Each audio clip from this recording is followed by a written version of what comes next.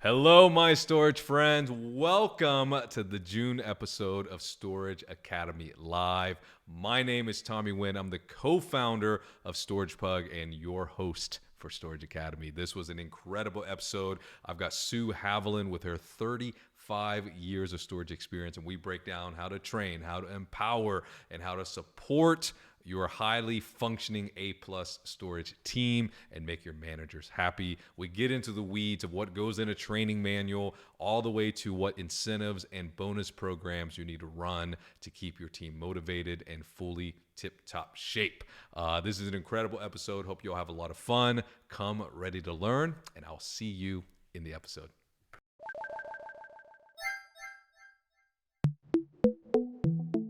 Hey, y'all. Welcome to Storage Academy Live. This is the June 2026 episode. I've got the one and only Sue Haviland. Sue, how you doing, sister? Are you in North Carolina today? I'm in South Carolina, South close Carolina. to North Carolina. Yeah. We're glad you're here, man. Thanks for joining us. Thanks for having me. Yeah. So today's topic, which is one that I've been really excited about all year, because when we plan these Academy Live episodes, one of the things that we want to always make sure we spend time talking about is like, how do we train? How do we empower? How do we support our team? Right, the people who run these facilities, and the team consists today. I mean, I'll start there, Sue. Like, what is the modern self storage team? When we say team, what does that even mean today in 2026 for self storage? What does it mean to have a team, and what does that even consist of? Well, that can be a few different things because it's been an ever changing model with all the remote systems coming in, and where we had our typical on site staff that could range from one to two or three or four. Even, I mean, I've got a couple sites that are so large, we have six people at them still with a combination of maintenance and on site. But, and then it also depends on how the size of the portfolio. If it's a one Mm, store owner or multiple, you could have area managers, you could have home office support staff. So the team can really be a trickle down where it should be a trickle up, but you know how that goes. So there's just a very, and then the remotes are sometimes like I have some sites I manage remotely I've never been to, but I have a boots on the ground person who goes and does walkthroughs, tells me things, and then I just do everything online with the customers and leasing and whatnot. So you've just got your different variations of it. yeah, no, I think it's worth calling that out, because the manager of 2026 probably looks and acts and whose role probably looks a little different than maybe it did in 1996, right, and down to where they live, right, like live managers who live on site are very rare in 2026 compared to years past. And I think what happens for a lot of them as well as we've done some hybrid where we still have teams, remote, the training aspect and the culture changes for them, maybe for what they were Mhm. used to.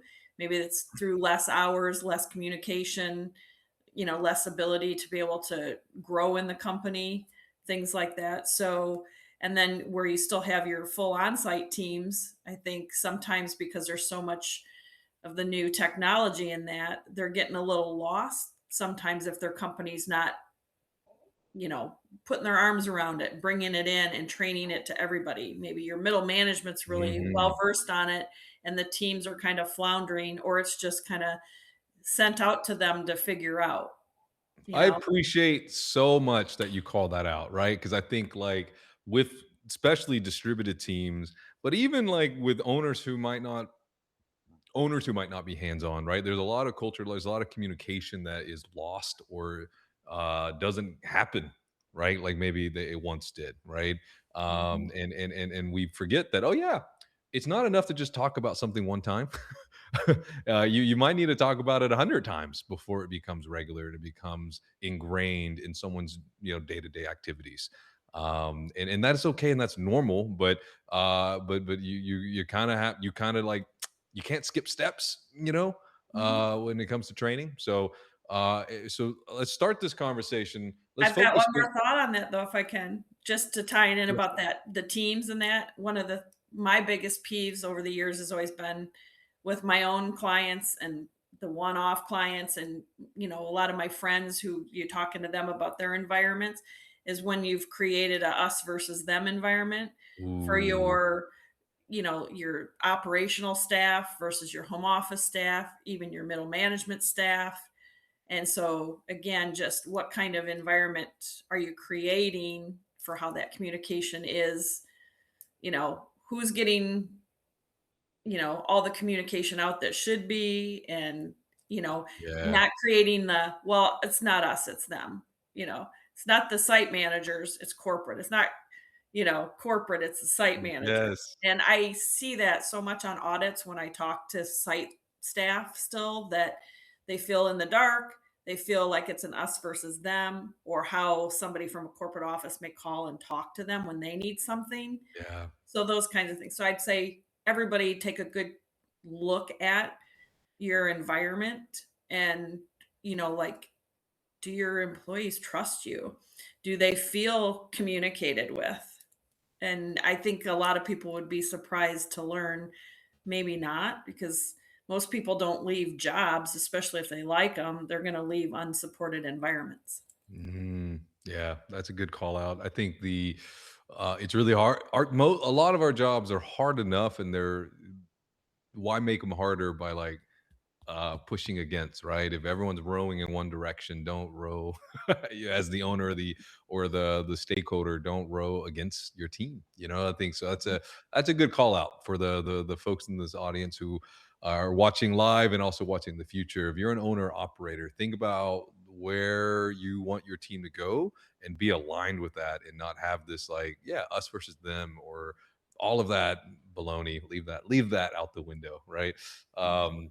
So let's start this conversation by digging into like advice for how to train my team, right? And you mentioned the makeup of the team looks different today, right? You might have a full staff, you might have an assistant manager, you might have a part-timer, you might just have you mentioned it, a boot on the ground person, right? But let's focus on our manager, the main driver, honestly, the main driver of revenue. So shout out to my managers in this audience. The main driver of the reputation of a storage business is still the manager, still to this day, and I will stand by that until all the storage facilities go fully remote. I'm going to stand by that. But tell me, what is the basic skill set that you believe in 2026 that every store manager needs to have, or to be trained on if they don't already have it? I just think somebody who also likes people. I mean, we laugh, but we used to look for the caregivers or Mm, takers, and yeah. um, just didn't really need the job. They needed a free place to live. And we're so far past that at this point. And, one of my favorite things to always tell my area managers over the years is be ready. Like, when you're looking for your teams, be ready to hire slow, but fire Mm, fast. mhm, mhm. Um, but mainly, I think, we get caught up, and I've done it too. We get caught up sometimes when we need to fill a position, and we will look at the resumes, and somebody has experience and then in storage already. And I think a lot of people make the mistake that they're always trying to hire somebody who's already had the job, Mm, but maybe if they're hopping jobs, there's a reason why. And then, but to look, skill set wise, you know, if you if you are want to hire somebody who doesn't like to answer the phone, doesn't like to get up out of their chair and go out and walk their property, is afraid to make calls and say you owe me money, or I would love if you could give me a review. So, you want that people person. And I think more than ever, because of all the AI integrations and the remotes, that those of us that still have and love to have people working our properties, we've got to have people who like their jobs. oh, yeah. And so today, is all falls into that. If you have people who don't like their job, it doesn't matter what skill set they have, but fundamentally they got to be confident and be able to rent units, answer the phones, learn their properties, learn their industry. And where we come into place with the training and tools we give, but they have to already have a skill set that they're open to doing that, or wearing several hats. And Yeah. I mean, there's a lot to unpack, right? So you have to have an individual who is comfortable and not even just comfortable, but I mean, it sounds like what you're saying is like they have to kind of enjoy talking to people, right? You kind of have to be like a people lover. Mhm. You got to enjoy that relational element, the social part of being human. Um, and I think so that's one category. You mentioned phones, so like phone skills is a whole, and we're gonna dig into that. I'm excited about that. And then you've got like a sales piece, right? Like someone who is yeah convincing, but also charming in like a helpful way, right? And then the fourth category, which is I think is interesting, is someone who is like a learner, someone who is willing to put in the time and the effort to learn about their industry, about their product, about their facility. So that's a lot of things in this person's like tool bag. And when you remember when it starts at the hiring process, if they on a phone interview or an in-person interview sit there and you have the awkward silence, they don't come prepared to ask you any questions other than what the pay is, they're probably not the right person for Mm, you. mm. And, I'm always excited when I get somebody who has maybe even already gone and visited the site, Oh, that's cool. or we're gonna send them after if they haven't. I'll have them go shop it sometimes if I have Yeah, a couple top candidates and I can't decide, and we'll see what they say and what they observe. But if they can't get through and they have just the pat answers to any question you ask, or just, but you've also got to ask questions where they can't just say yes or no. Because you're not going to learn about anybody and how they fit your culture if no, all you get are yes or no. So it yeah, starts yeah, there. And again, sometimes, we got to fill this position. And sometimes we take the person that looks the best on paper. They kind of flubbed on the in person or talking to them, but they looked good on paper. And, that's the paper looks great until they've got to talk to your customers, or you're yeah. you're trying to teach them something and they're not open to listening, or they Right, think right, they right. already know better. So, Yeah. the interview process and having a good that's a whole nother topic for another webinar on I was about to say how for and how and what you Darby, should make a do. note because I Yeah. think What you there's a can whole ask, nother what you can do. session I on mean, hiring I and I I oversee and watch some people doing their interview process all the time, and they're like, "Oh, I really like this candidate," and I'm like, "Well, why?" And they're like, no, "They can't really." I'm like, "Oh no, you're gonna want them gone. Here's red flag, red flag, red flag." So again, it's just getting good at the start to know, yeah, and no. sometimes we inherit people also, like That's true. you Either through switch third-party management properties, or you the buy a facility that you go to. property, you transfer, and there's people there that have just been it's been their way or the highway for years, and here you come all bubbly and ready to make things even better, and they're gonna fight you every step of the way. Digging their heels in. Yeah. No, Yeah. I love that idea of a future webinar for a live stream specifically on the hiring process. And so for the audience here, we also do office hours. That's every Tuesday at noon 30 Eastern time. We have a rotating cast of characters who come on and do office hours for just 30 minutes. Come have lunch with us. We'll ask, you will answer the questions that you ask. And I imagine there's a lot of people who are curious and interested in that hiring process. And actually, I've seen some questions in the discussion boards in Storage Academy specifically about hiring. So, Sue, I'm going to bookmark you. I'm going to go ahead and book you for a future Tuesday. Um, I'd be it was a real learning curve for me too, yeah, because the person who trained me, it was the pat questions you can and can't ask. And I'm there's more of a gut feeling person. sure, So sure. I just kinda chuck that list aside and wanna have a conversation with somebody, Yeah, take them out on the property, see what they do. If they pick up a piece of trash while you're walking with them, that's a that's a big good yay, that's a good those hint. Yeah, those kinds of things, or the yeah. questions they ask. But again, I love that. each Yeah. So for this session, so we have the person there in front of us, right? And maybe this is someone that you just hired off the street, or it could be one of these scenarios that this is an existing manager that you've inherited, right? Because new acquisition, or you're the new third party manager and you're coming in and you're doing training or what have you, right?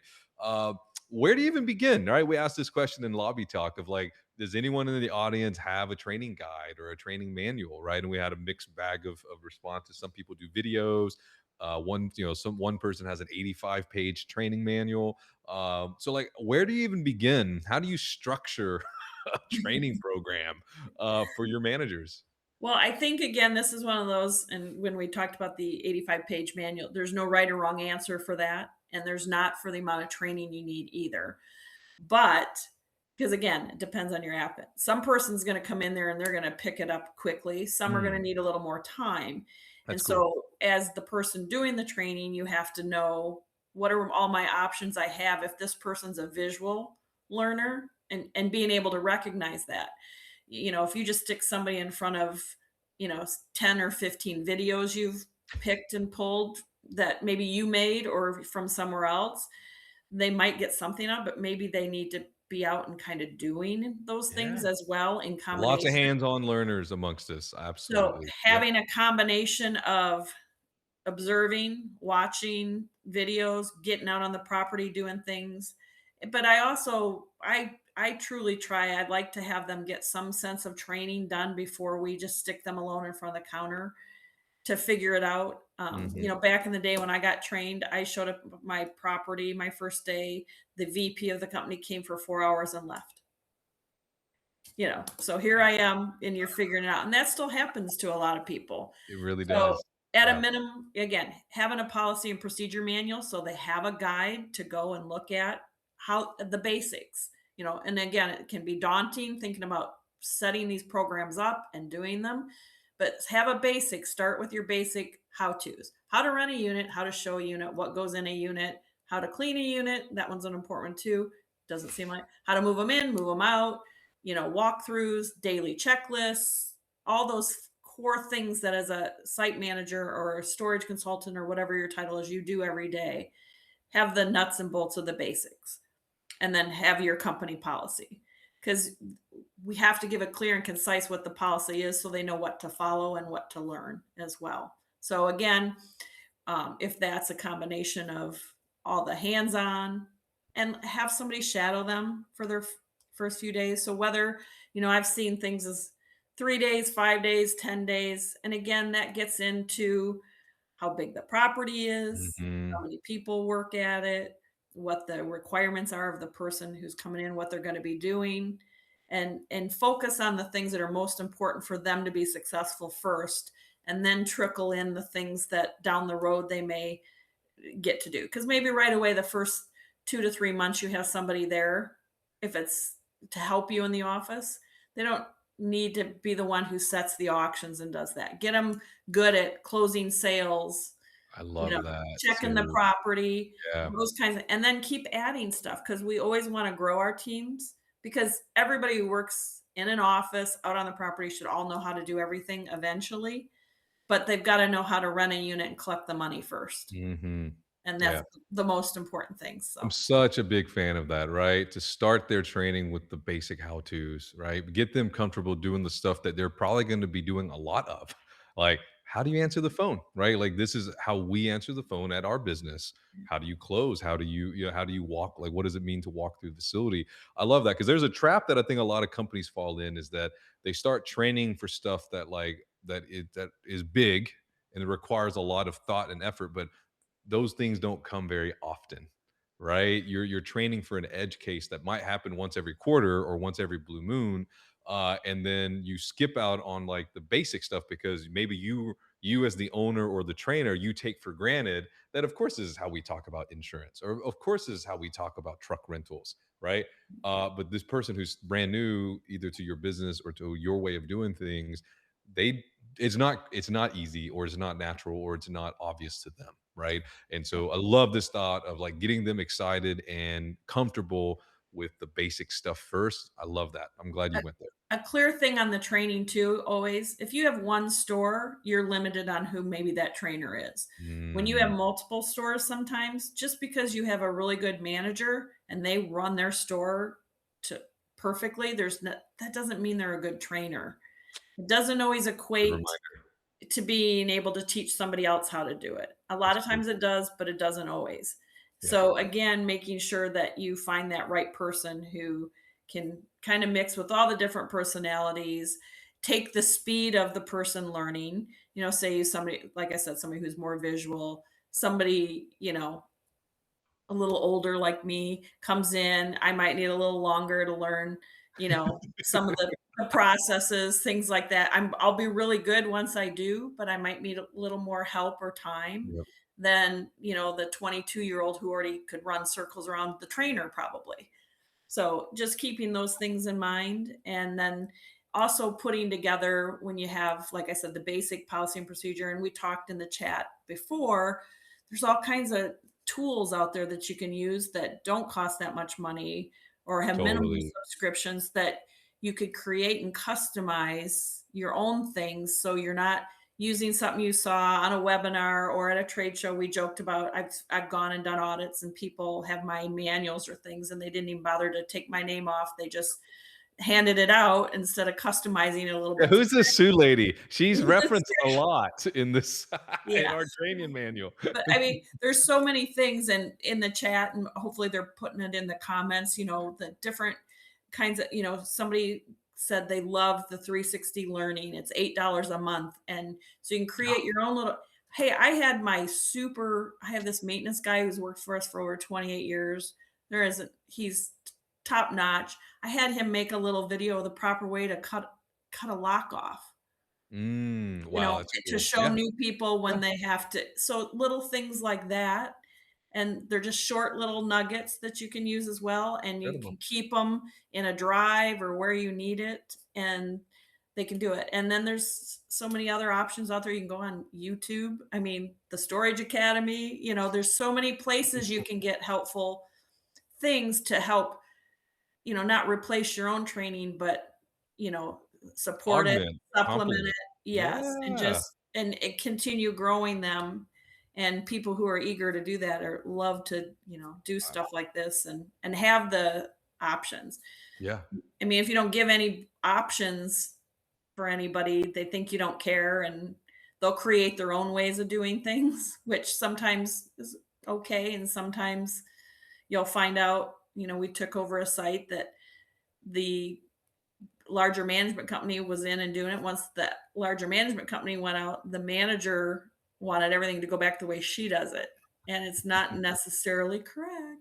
Right, right, I right, hope right. they never get nailed on their lean sales, Yes. So No, and those are big deals, and I love, I mean, there's so much to dig into, right? You mentioned, a plethora of tools, right? 360 learning was actually, it came from the comment section of the live show. It's one of the audience members, that's what they use at their facility, which I think is incredible. We at StoragePug for a long time, we use Trainual, which is an online learning platform where you can upload courses and videos.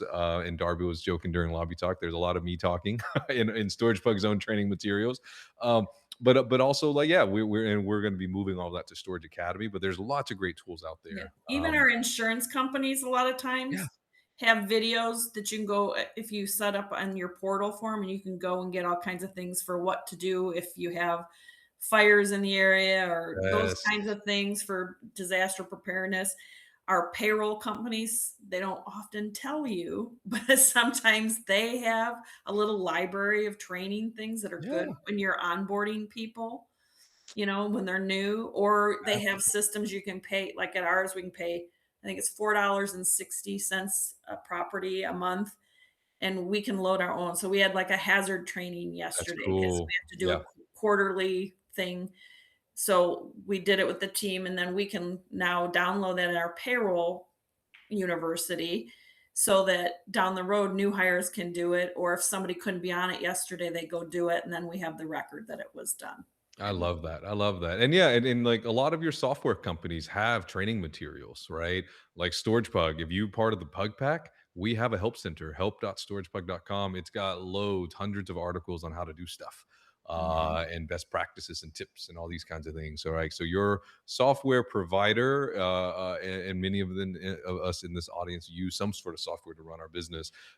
They have training materials, right? And so you want to make sure that if you're the owner or the operator or the trainer at your business, that you make a catalog of all these resources to share them with not only new employees, but I think it's also worth like resharing with existing employees. You Mhm. mentioned, Sue's mentioned a couple times, like you might have a manager who's been there for 12 years, and they have, I would say, old habits. I was going to say bad habits, but maybe they just have old habits. And maybe it's time to modernize, or maybe there is truly a better way to do something, right? And so resharing established materials is also another great resource and a great way to get people to not just buy in, but like know how to do their job better and be comfortable. I think we um often get tied into the new people, and yeah, we have these great teams. Like I can't be where I am without having a good we have a great team at Haviland at all our stores. You know, they just take ownership. They're always accountable. They're looking for ways to improve their properties. And because we all can count on that and do yeah. that, then so I guess, for all of you listening, what behaviors make someone successful at your property? And what do you do to encourage those behaviors? Love So, that question, Sue. Yeah. And I want to go back to something you said earlier about sometimes your best managers don't, those skills might not necessarily translate to a great trainer, right? A great, Michael Jordan might not be a great coach because he just knows how to jump higher than everybody and he's got bigger hands, right? Or whatever the case might be, right? I had a conversation with Alex, who's our senior product specialist at StoragePug, and he's like, what? And he mentioned, he referenced someone's quote, and like basically the worst thing you can do to your best salesperson is put them into a sales manager position, because they might not love that, and they actually might have a lot more thorough and be more successful as a salesperson. And so there's a balance, and those skills may not always translate. mhm, So that's something to be mindful of as well. So, and for those of y'all who just joined the live show here, welcome. This is our June episode of Storage Academy Live. We're talking about how to support and empower your team. I've got Sue Haviland from Haviland Storage Services. Sue, by the way, in the intro, I forgot to ask you, how long have you actually been in the storage business? 35 years. 35 years, baby. So she has seen a lot of versions of our industry. She saw the toddler version, maybe even the infant version, to the teenage years, and I think we're an adult, right? I think you would consider self storage an adult now. Yeah. Um, the Wall Street has discovered us, Yeah. so yes, I say I we're started mature. as a site manager, so I get it. And then I think about all the day to day. I think that's why I've always been so passionate about it and why it's important that your teams like their job. I Because love I that know so much. how I started and it was chaotic and I never had clear communication. I didn't know what my goals were. I didn't know Yeah, what I was really supposed to be doing, but totally. I was a driven, competitive person, so I would go figure it out myself or insert myself into things and, you know, but a lot of people don't know that, if they can do that in the culture they're in or what Yeah. it'll mean and because they don't have the communication or trust built, so they're afraid to sometimes because they're not sure what kind of response they'll get back. I love that you called that out. It's a term that I discovered recently. Tyler shared it with me in a conversation called permission gap, where like people don't know what they're allowed to do or not do. And they don't know the kind of, like you mentioned, the pushback, or I hate to say it, like retaliation from upper management or ownership if they want to do something. Yeah. And so like that those boundaries, when they're unclear, it creates a really like uncomfortable feeling for the people who work there. So I love your emphasis on like, yeah, you want to create an environment where the people who work there enjoy and love their job. Yeah. And Uh, that doesn't mean that at times we don't have those of us that supervise don't have to be firm, but you can be firm and Absolutely. fair, and you Yes. can the way you give feedback or training over a situation if it didn't quite go how you had wanted it to go, Yeah. that creates again for the next time and either the pulling back or the I'm good to go and I'm going to do even better next time. Yeah. No. And I'd just like to also tell everybody you have to not be afraid if you've got I'll call them a cancer in your organization who is the rotten apple for a part of your team, all of your team. You've got to be not afraid to nip that. You gotta cut that out. There's You just certain people who like to create drama. And I mean, we all have steps and things we have to go through, but the more you allow a person to always be tardy, always cause drama, that hurts the rest of the team who's doing a good job, because if they Yeah. see that person is able to get away with those things, why do they need to take accountability That's and so real. step up even more? So, Yeah, yeah. No, you shared a graphic with me before the show started, and I'm excited to see it here in the chat here in a minute. But one of the things that the supervisor or the leader in your organization, the part of their job is to kind of protect the rest of the crew from some of that goofiness, all right? And someone who is not a good team player, or someone who love just wants to watch the world burn, those people might not belong on your team. Um, so let's talk. So we talk. We can talk about training for probably 7 hours, and still there's more content, right? So, yeah. but I want to spend the second half of our episode here digging into, like, now that this person is trained up, how do I support them? How do I empower them? How do I make sure that they are set up for success? Right. And again, we focus a lot on the manager character, right? The manager role. But there's other supporting cast members, right? Maybe you run a private call center where you've got a cast of characters who answer the phones for your storage business. Maybe you have this boots on the ground person, right? How do you go about supporting these people? How do you go about setting goals, conveying your vision, the values of your business? Like, what's the approach here? How do you go about doing these things? Because it's a lot. Mhm. I'll start this. The punchline is, it doesn't stop. It doesn't. You don't just have orientation and, oh yeah, we all get the vision, we all get the mission, we all get the goals. No, no, it's a continuous thing, and that evolves and changes and shifts, right? So, anyways, how do you go about doing it? Well, I'd say my team would probably laugh because my favorite word that I use a lot, and then all my president is always consistency. But, to have clear and compelling, high performing teams, we all have to understand the same things. And Mm, that starts with, what are the goals? What are we at? Do we have revenue goals? Do we have occupancy goals? What are our goals as a team, and do we all have the same one? Are we all on the same page? And so starting with, goal setting. And if you don't have goals, everybody's just kind of like, we're just here doing our day to day, what are we going to do? yeah. Or I often see there's goals and only half the team knows what they are, and whether Mm, that's as simple as what's a goal for how many reviews you should be trying to ask for, what's your revenue goal. I hope everybody has a revenue goal. Sometimes it equates to occupancy. It depends how ownership or management's looking. Some people are stuck on wanting to be a percent occupied. Some are stuck on the revenue. I always go for the revenue myself. take Occupancy is you important. can I'm take it not to the saying bank. that, but so we have to watch our revenue. Yeah, But what, a lot of people know, what kind of goals should I have?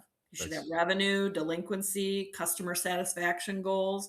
Because if your customers aren't satisfied, we all know we're spending all our time answering bad reviews, and training completion goals that kind of ties into all mm, this. that's cool. I said there's no wrong answer for how long training is, but if once we're done with this aspect, okay, what's next? What can we learn about? What can we do that'll make our property better? What'll make us a better employee that Yes. will in Yes.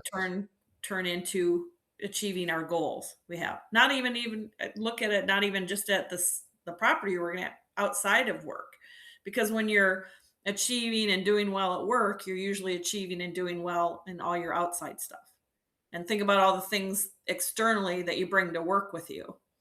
And so if Yeah. you're bringing things that are, hurtful or tough or not going your way from outside of work, that usually creeps in somehow. A lot of people are very good at not letting it, but we're all human, Mhm.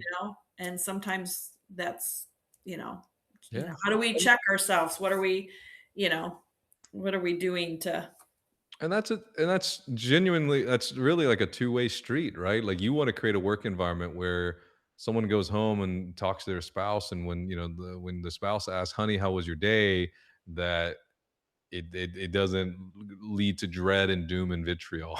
You know what I mean? So you yeah. want to create a workplace that's, actually, it was a good day. It was tough. We had a couple things that we had to knock out, but honestly, it was a good day, right? And I think, like, that's that starts with the core, and it starts with like what you value as an individual and what you think your business should value and what you put out, what you put out there for the world to pick up. um I would say focus on your communication, the coaching you do, yeah, conflict resolution, because every on-site person has some kind of conflict resolution every week, even if it's just explaining why they won't waive a late fee, or why they won't let you have later hours, or there's all the scenarios. And coaching in the accountability. I mean, people have got to learn to take accountability and know that, hey, I screwed up. It's okay. I'll learn from it and I'll do next time. But people won't take accountability if they're always afraid for their jobs or mhm. how they're going to be treated for handling a situation. Yeah, you want to create a workplace that is okay for people to trip and fall, and maybe not really trip and fall. Remove those hazards. Yeah. Uh, but it's okay to mess up. It's okay to let something slip, Yeah. as long as as long as you care enough to do it better next time, and as long as you care enough to learn why, what caused me to drop the ball, right? Or and then as long as you ask, like, well, did I know how to do it better? Like, was it, and when would I have been told, right? Yeah. Or when would I have had the opportunity to learn how to do it the right way? And here's the thing too. We have to teach our teams how to have difficult conversations Yes, so they know and can be confident if they have to tell a customer no, or no, you can't do this, totally. that they don't have to tell, wait, I am not a decision maker. Our corporate office will have to get back to you. People that are in the middle of something, they don't want to wait. So give your teams the empowerment to be able to have different those difficult conversations, how to give feedback. Yeah, Not only we always are wanting them to take the feedback, but they have to know how to give feedback too and know that it's okay to be giving it.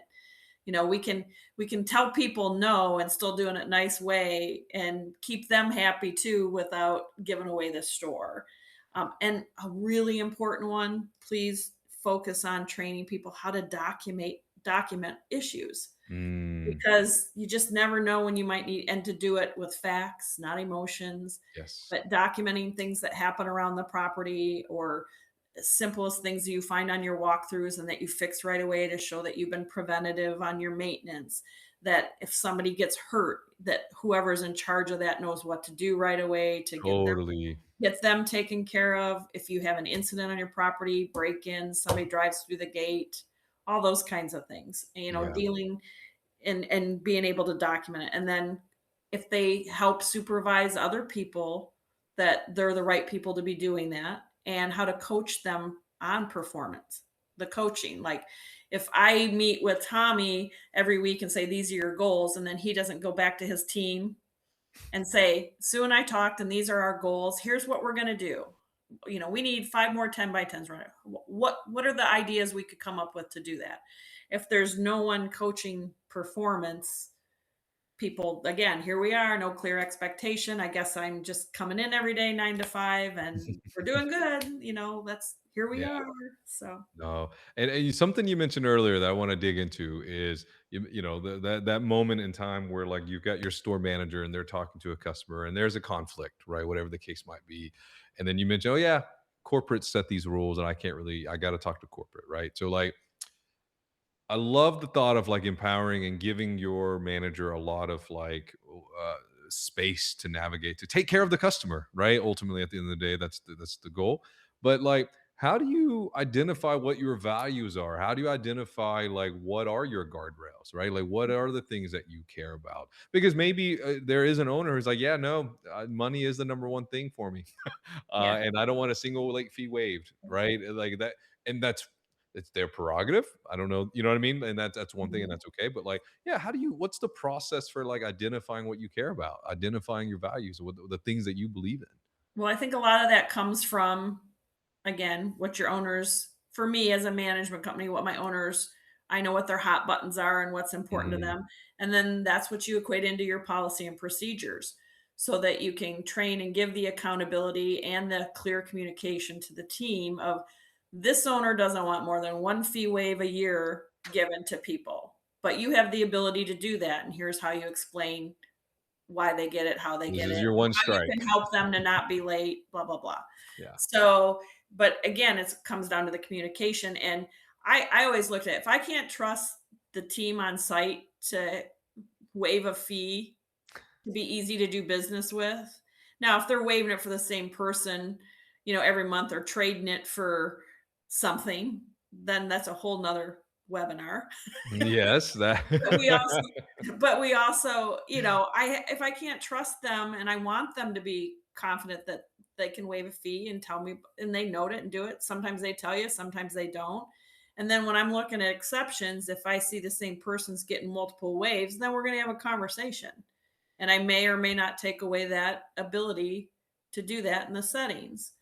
But again, it's the clear expectation that I trust you to run your sites and I will always put back, and Melissa does as well. We put back, what would you do, and how it when they if they really have tried with the customer and the customer's being difficult, we're happy to step in.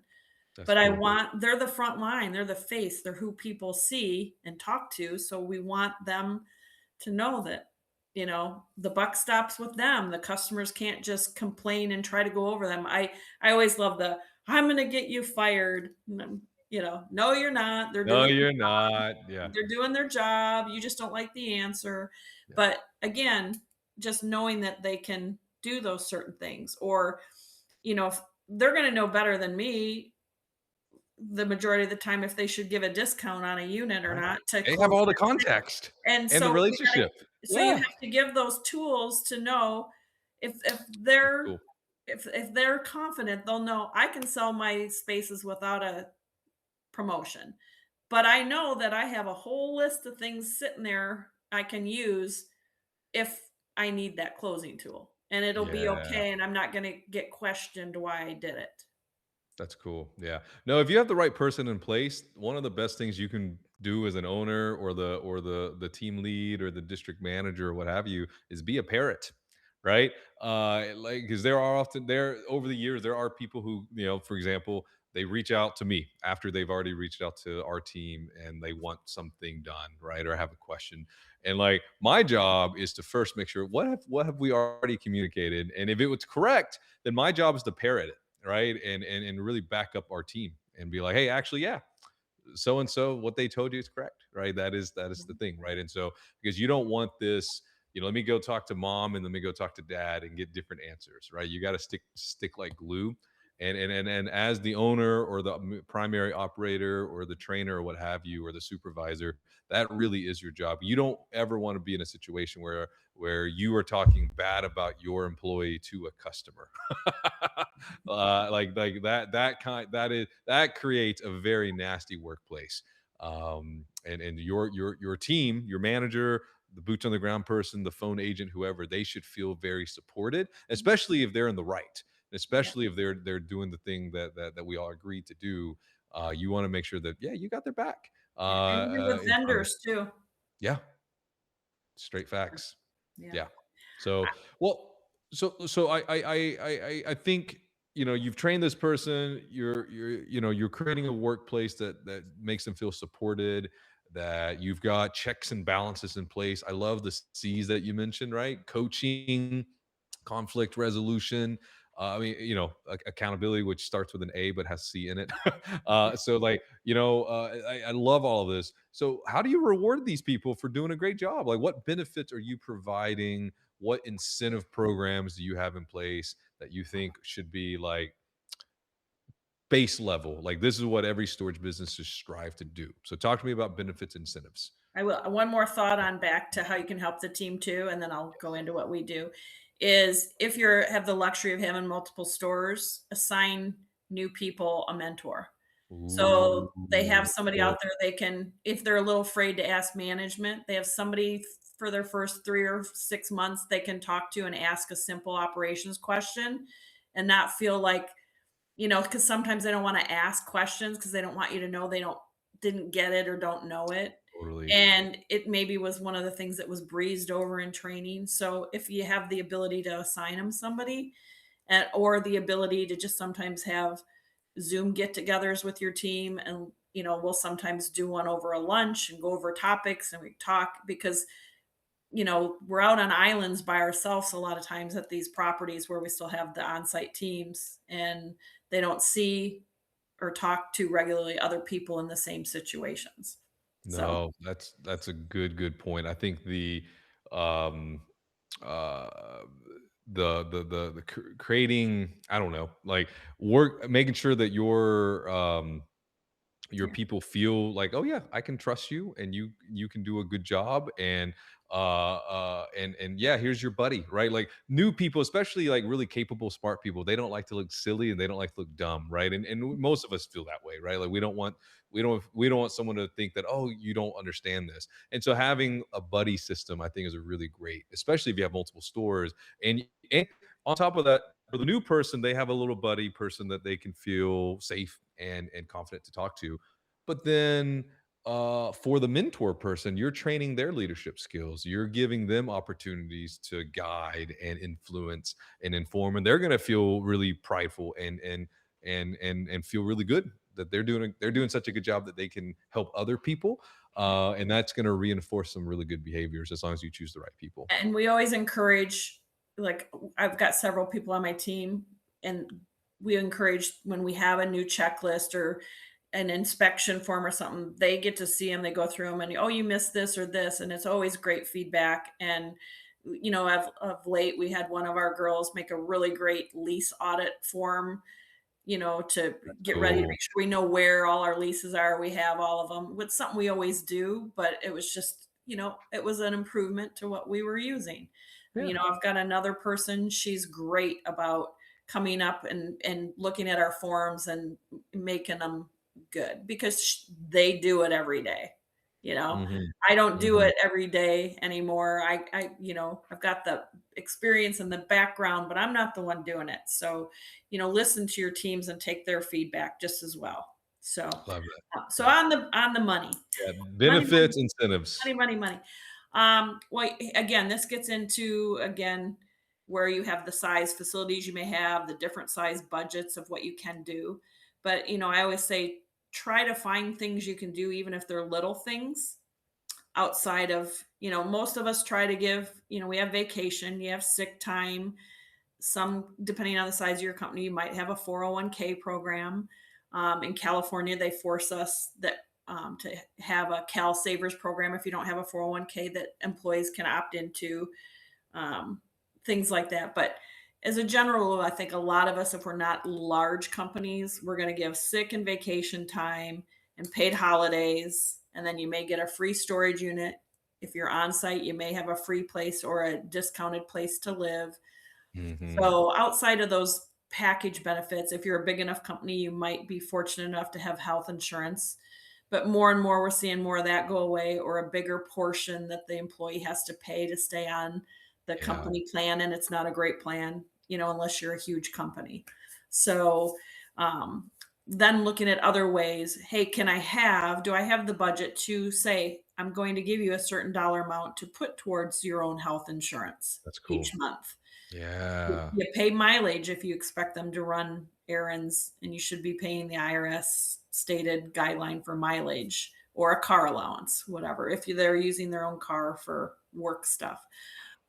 We have a thing we call a quarterly employee incentive. It's just $50, but every quarter they bring a receipt and they take $50 out of petty cash, and they can't pay a bill with it. And it's to help buy tickets to a sporting event, go to a favorite That's restaurant, get fun. their nails done, buy shoes, buy clothes, buy healthcare or hair products, whatever they want to put it towards. And they just submit the receipt. So even if they use it, say, to buy $100 ticket, then their ticket only costs them 50 and they put the $100 receipt Yeah. in. That's And, really and sweet. then we just ask, they kind of send a picture if they're doing something fun, and we can see what they treated themselves with. So Yeah. we have things like that. We have a quarterly revenue based bonus, Okay. that quarterly revenue goals. So if you don't make it in 1 month, you have the next 2 months to try, or the whole 3 months to try to make your revenue goal. And then it's a percent of the revenue, and it Okay. goes into the pool for all the employees who work. So if they make it, they're all going to get a quarterly bonus. That's awesome. We'll have contests sometimes just to see we're, trying to fill up or get, whether it's, for an occupancy thing, used to be for reviews, no more. No more. No more. Or even just getting your name mentioned in a review. Like I'll sometimes do, everybody gets their name mentioned in a review this month. Whoever gets it the most will get $100 bill. Right. Things like that. At the holidays, we have one of my requirements with the ones I manage is that we're able to do a holiday lunch or That's dinner, and then we play games and we give out all kinds of prizes, and then we usually have a yearly raffle. So they'll get to see all these items that they earn raffle tickets for in December, and then in January they can pick what they want to try to win. So that can be on whatever kind of scale, if depending what your budget is. cool. And Yeah. just trying to or just showing up to take them to lunch, doing birthday lunches. Yeah. I send the sites that I have the budget, I send a birthday check in a card, personal card. Finding those little things too, so that because again, that gets into when we're talking about how we train people and the kind of people we train. Some people, and it's to show that you appreciate them because we don't always think to verbally do that as much as we should. No. I Right. think all of us can always be better at being complimentary to people.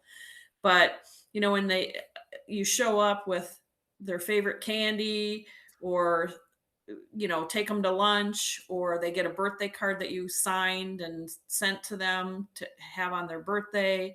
A lot of my teams are also really good about decorating the offices for the other people That's in sweet. there. Yeah. We always do birthday lunches, cakes, those kinds of things, but just finding those little things that, so because some people aren't motivated by that money, sometimes you have your people who are just, I only make this amount an hour and they don't know what all the other stuff is worth. They're just see what my hourly wages or my monthly wages. And that's all they're ever going to focus on. And they don't realize all these other things you add, they're really not making $25 an hour. They're really making 32. Right. Right. And Right. so when you have these other little things too, some people are more motivated by feeling appreciated. Yeah, that recognition is a big deal to all of us, and we all appreciate it in different ways, right? Like you mentioned, some people care about it much less, or at the end of the day, they really just care about what that take home pay is. But yeah, it's always nice to be recognized for Mhm. especially for good work, Yeah. right? And if it's your special day or like you did something really big, like those are all cool things to celebrate and get on board. And just recognizing people, recognize them in front of other people too, not just always alone. Mhm. We did our meeting yesterday, and we always do birthday posts and anniversary posts on our Oh, social media.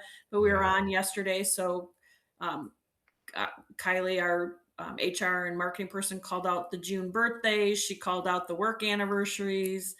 Even though we're going to have those on the post, we were all together so everybody could give the woohoo to I who love was that. on. And Yeah. it's just helping build that, relationships Yeah, amongst the other stores too. that's So awesome. they have peer-to-peer interaction as Yeah. well. Darby, I know you're, in the background, and if there are some good questions, we can go ahead and start answering some Q&A, but I wanted to say this, Sue, like, I love this journey that we just went on, right? We got these new people. We're definitely gonna have a session on how to hire. I think that's its own banana, own can of worms that I'm excited to dig into. So we've got how to train this new person or this person that you've inherited, or someone who's been with you for 12 years and it's just time to do something new, right? So you how to train them. We talked about how to support them, and then yeah, I love where the plane landed. Like how do we take care of them, right? It's like supporting them is one thing, but like how to really take care of them is another one. And I love the way that y'all do it at Haviland Storage Services. I think that's incredible. It's not just about the comp package, right? It's not just about your salary, your pay time off. Ideally, if you can do 401ks and health insurance, I think all those are incredible. That's part of the comp package, but it's really some of these other ancillary stuff that may not add to a ton at the end of the day when it comes to the bottom line, but it means a lot to people, right? Buying them, yeah, a little birthday dinner here. I love the quarterly $50 stipend for just treat yourself. I love that. But I really love just the recognition and just recognizing people for doing a good job and for Yeah. being a I would cool love to tell you what we're gonna do at our we're gonna because I'm retiring, we're gonna have a Congratulations. picnic this fall, and we've got some fun things planned. I'd love to tell you a couple of those ideas for when we get everybody together in person, but I think some of those people are on here today, and I don't want them to know what it is yet. we'll, we'll we'll have you on. We'll have you come back on office hours to dig into that. Yeah. So, You can question here. email me, I'll tell you. Yes, I can't wait. Except the people that are gonna be at the picnic. Yeah, if you work with Sue, don't ask. You'll be surprised later. All right. So Laura asked, I feel like I work with one hand behind my back. We're not allowed to do anything.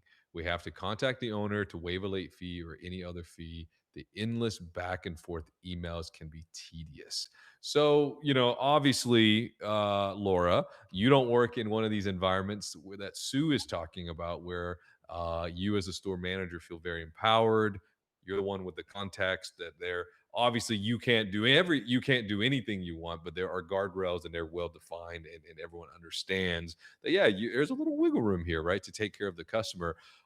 Sue, what advice you have for Laura? How can she in this environment do better or do her best, or is there a kind of conversation that you can recommend that she has with the owner? Obviously, we don't know who this owner is or their Right. mentality, but like, what advice you have for someone like Laura? Well, I'd love to dig in with her offline so that some of the information maybe isn't given or about there's a lot of owners that are like this. They just can't give up any kind of control.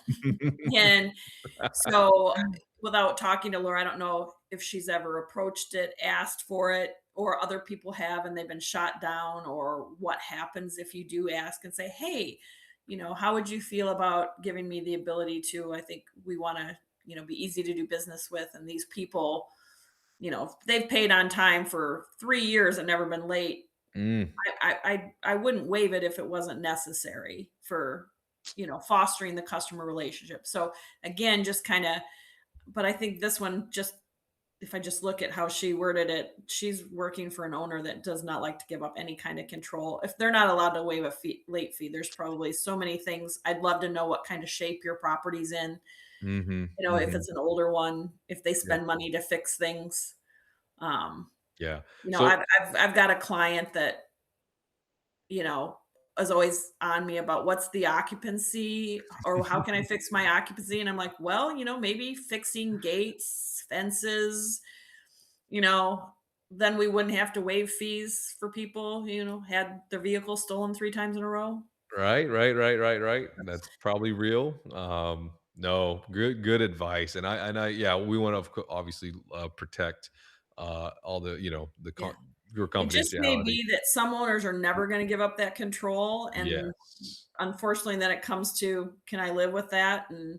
But again, at some point, it's so hard for people like Laura because they see those customers and deal with them, and, Yes. most usually the customers, after a while, if they've been there a long time, they know, "Well, Laura's trying, she just doesn't have any control over this, and this is" but that's where it gets into it's the us and them and, that kinda stuff, so Yeah. but my guess would be they maybe don't spend money to fix things and, sometimes it boils down to some sites just they they maybe have too big of a loan, and so they're trying to Mm, cover yeah.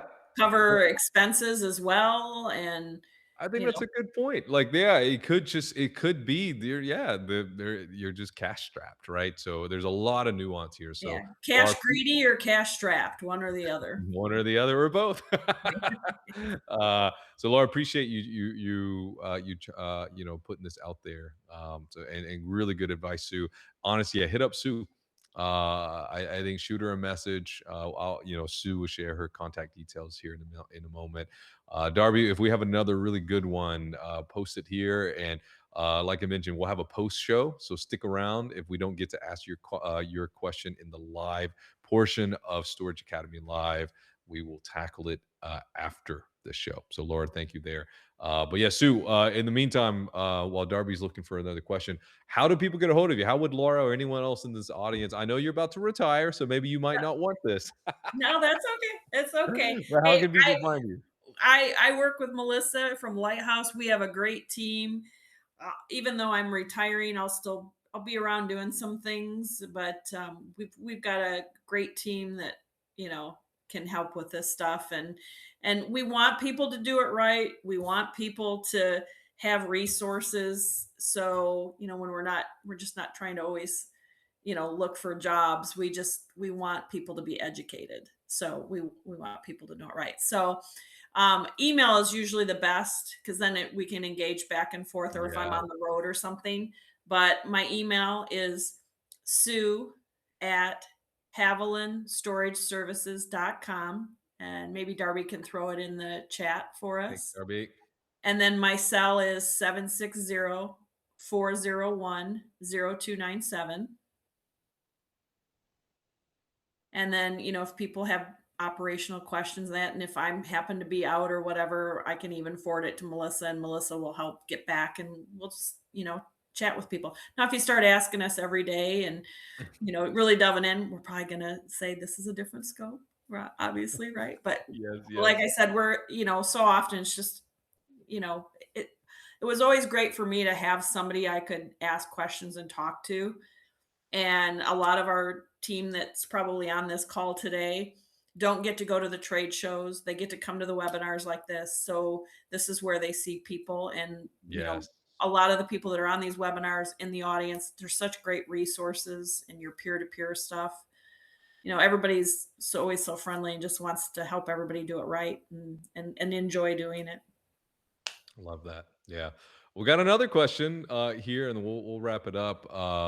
This is also Lori from a different angle. So let's say you've got an employee who just doesn't seem to like get it, who doesn't seem to like retaining the info or the training, but but you're doing everything you can to support, train, and empower this person. They're just not getting it. So what are the best moves, Sue? So now you're speaking to the supervisor and or owner here. Yeah. So question I would have for Lori is how long have you been trying with this person? And then is it everything they're not retaining and Mhm. how are you addressing the things that aren't being retained? I mean, if they've been there 3 months and they still can't retain how to do a lease and things like that, it's probably just, it's not the right fit.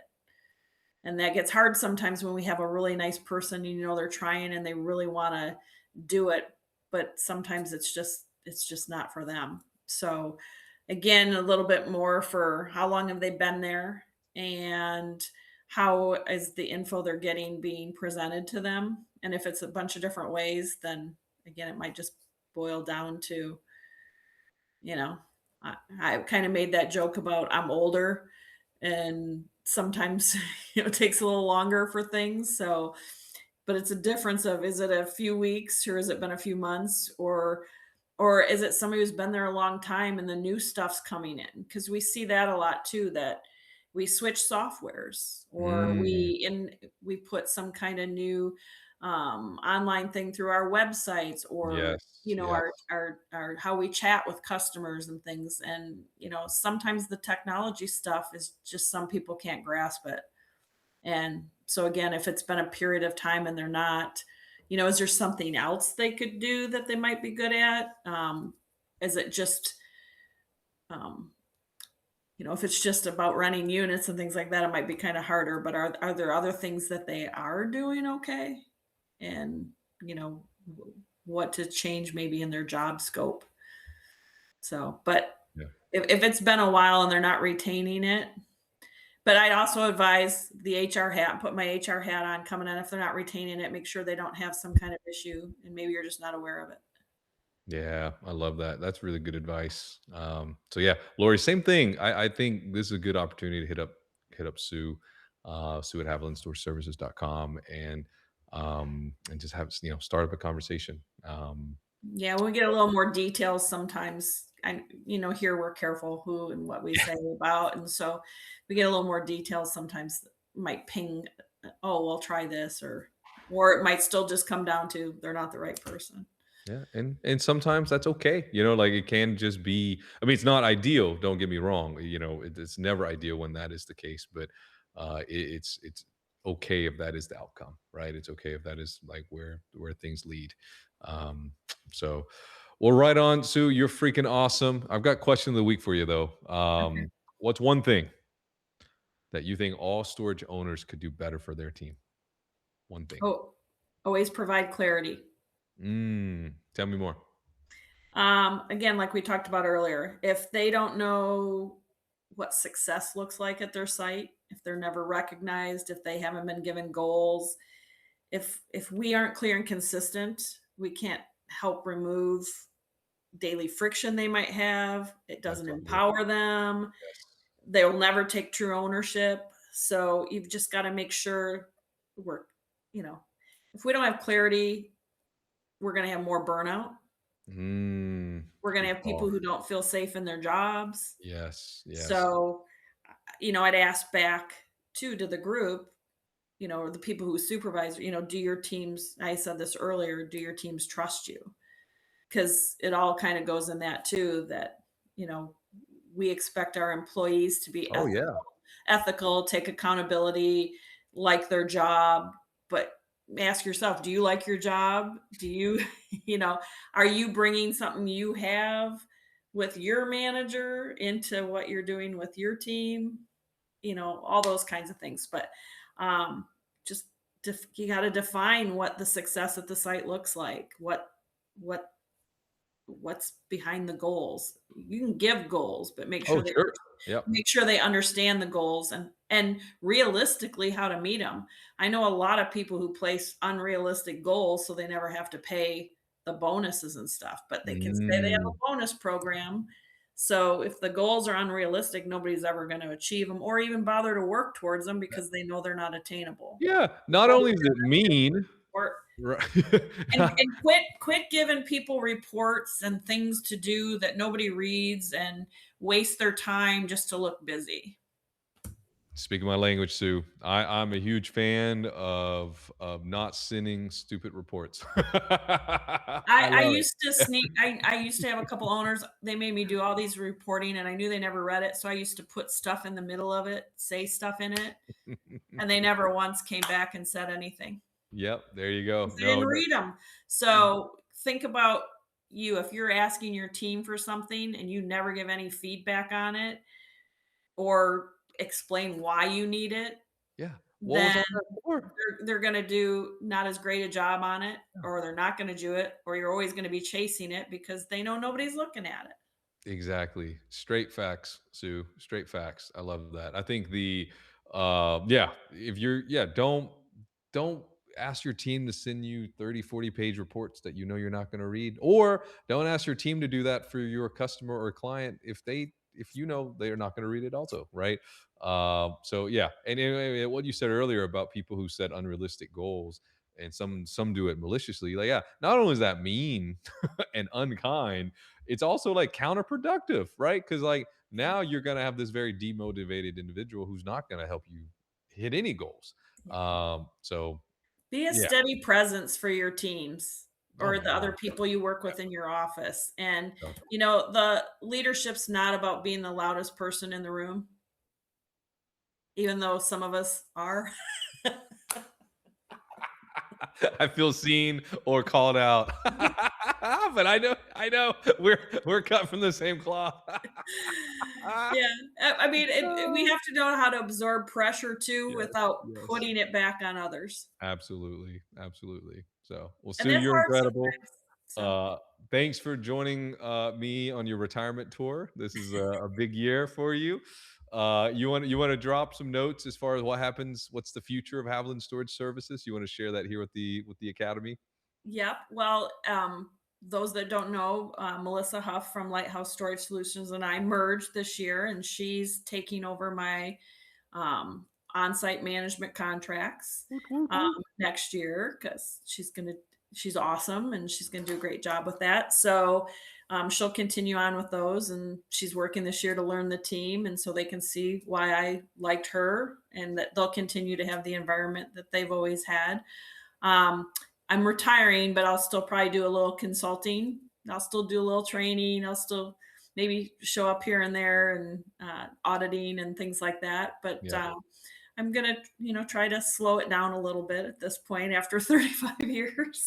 And here's like one of the good things. I'm like, gosh, we're talking about all these things, and even for me, I'm like at the point trying to keep up with all the AI and the training. And when I go to the trade shows now, and our stores all do well, but I'm like, there's just so much. There's a lot. And if it were me 20 years ago, I'd be woohoo, let's go.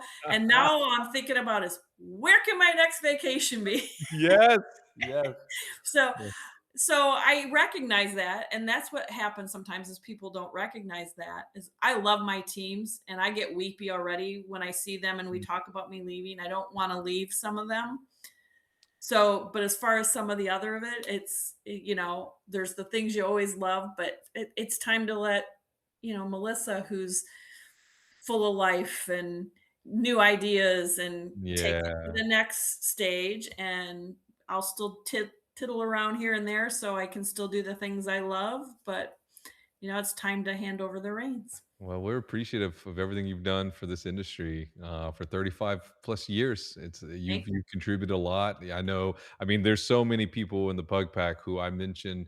Oh yeah, you should talk to Sue, and then they're like, oh yeah, she built our training manual, or yeah, she set up our site link, or I have so many of these conversations over the years. It's just like, yeah, that's incredible. And but you know what they say, you can take the girl out of storage, but you can't take the storage That's out of right. the girl. So you'll always be around. Well, thank you. I Yeah, There's so many wonderful people out there. They'll keep carrying the torch. It's the nicest industry, and there's always people that are willing. Like I said, we all want to do it right.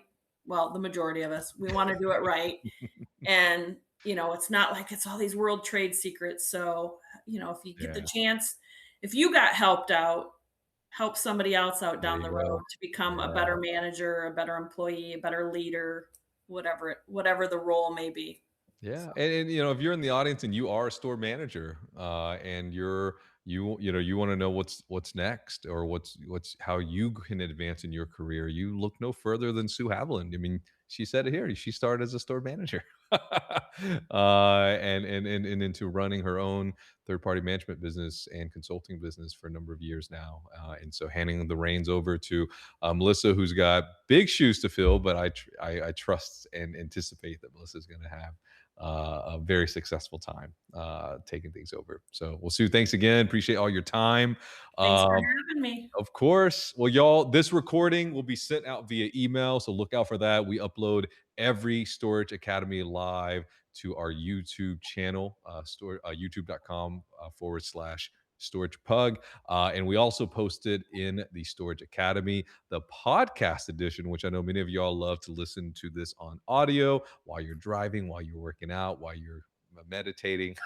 You want to soak in all that storage See, I'm knowledge. not the only storage nerd. If everybody's listening to storage podcasts while they're working out, and It's another level of storage nerdiness. We released a podcast edition next Thursday. So we publish it the week after the video goes live. And of course, hang out with us. Our next session will be July 23rd. We're going to dig into how you can use automation like the pros, featuring the one and only Jackson Stevens from Sparebox Technologies. He is an incredible brain of a guy, and I'm excited to talk to him. Talk about storage nerd. That is my guy Jackson. So I'm excited to dig in with that. Sue, another great way to get some training information if you are is starting right to go here. remote and that, and at the start of that, and how to do it too. So It's all right here, baby, and there's other great companies too. And before we wrap up, before we stop the recording here, I want to give a big shout out to my girl Carol Mixon Crindle with Skill Check. Carol's been very loud and vocal in the comment section, as you see here. Her company does a ton of awesome, great services like mystery shopping, and also she's an educator and loves to speak at all the conferences. So you want to work with people who contribute back to the industry that you work in. Those people are our kinds of people. So, Sue, we love you. Carol, we love you. Thanks for hopping on, and we will see y'all in July. Have a great rest of your June, and happy 4th of July, y'all. Thanks.